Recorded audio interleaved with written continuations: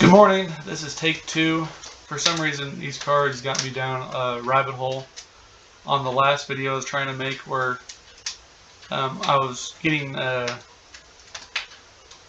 little bit too fired up about how Joseph Smith got murdered while he was in jail. I don't know how these cards led me to that. I can't even remember my train of thought, so I had to start over. So this is the Cursed Sword of Calm.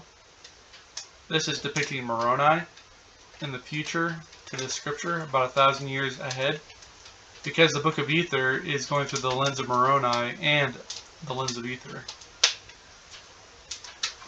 And I'll read the scripture first this time. And it came to pass that he did dethrone his father, and he slew him with his own sword, and he did reign in his stead. So Calm does this, and this is his sword. And most of all my Jaredites are giant cards. So most of them are depicted as giants. So you have Moroni's crew next to it. And this is supposed to be the casing for the sword. So once you take the casing out, inside is a giant Nodachi.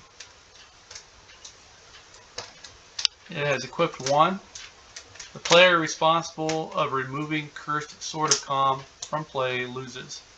So if once this hits the battlefield, it's going to stay there unless the other person loses the game. Or if you're responsible somehow for removing it, you'd lose the game. So this is 9 mana. So getting it into play would be a trick. And getting your opponent to destroy it would be a trick. So this win condition is basically saying this sword is not going to leave play once it hits the battlefield. Only equipped to giant. Equipped giant has double strike and Bushido 3. So the odds are, I don't know. If you get this in play and you have some giants, you're going to be swinging pretty hard. It's a good sword for if you're making a giant tribal deck. And I skipped this one by mistake. I think it was how I saved the file. And how I saved it, it pushed this card towards the end of my folder. King Emer, also skipped. And it came to pass that Omer began to be old. Nevertheless, in his old age he begat Emer, and he anointed Emer to be king to reign in his stead.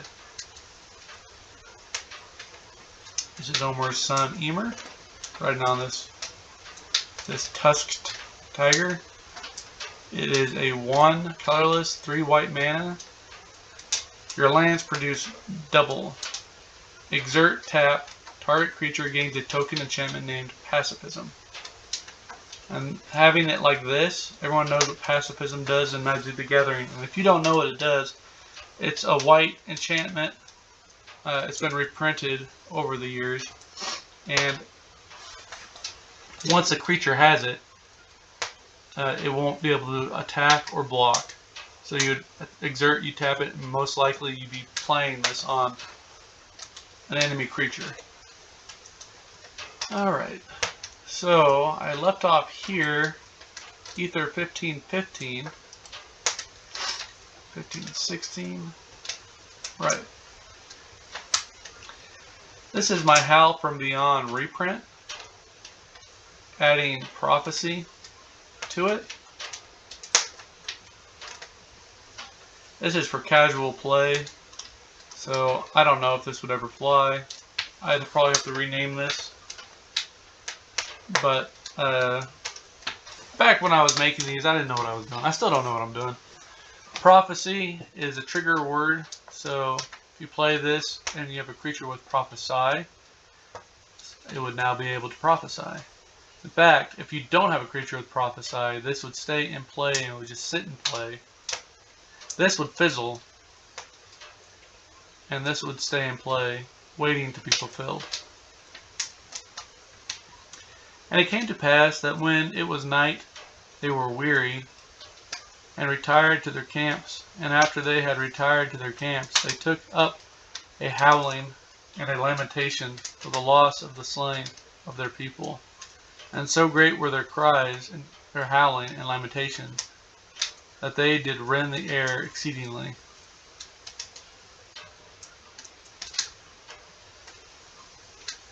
Again, it's showing that their lands are being covered in snow.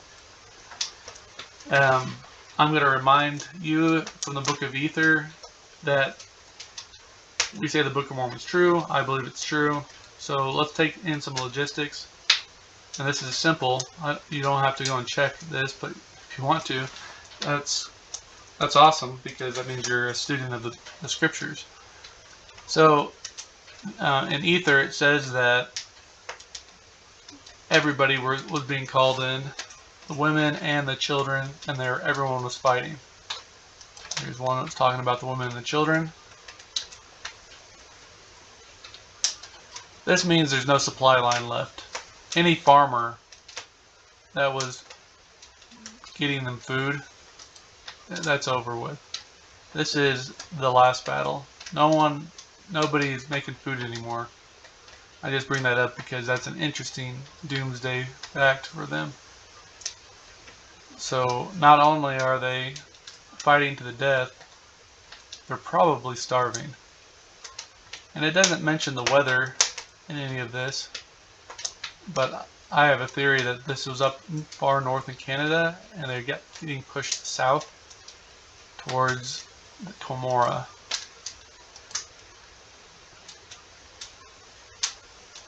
I'm actually out of time, so I have to leave. I called this the Wedge of Ophir. I'll do this one fast. It's a black, green, black, blue, black. So if you have 3 black, you can play this. And if you have any other color, you're going to need a green, blue, and black. So a mono black, or green, blue, and black. Or green and black and blue and black. Interesting. Okay. Legendary enchantment. Remove 3 poison counters from target player, or shuffle 3 cards from your graveyard into your library. Add black to your mana pool. Okay, so this is saving you from poison counters. And it shuffles some cards from your graveyard into your library. Black, exert, tap. If your life total drops below 1, your life total is 3 at the end of this turn. Okay. So this is trying to keep everyone alive. They did march forth one against another to battle, and they fought all that day and conquered not. Ether 15:15. And I gotta go, or I'm gonna be late for work. And we'll get to these later. I'll talk to you later. Bye.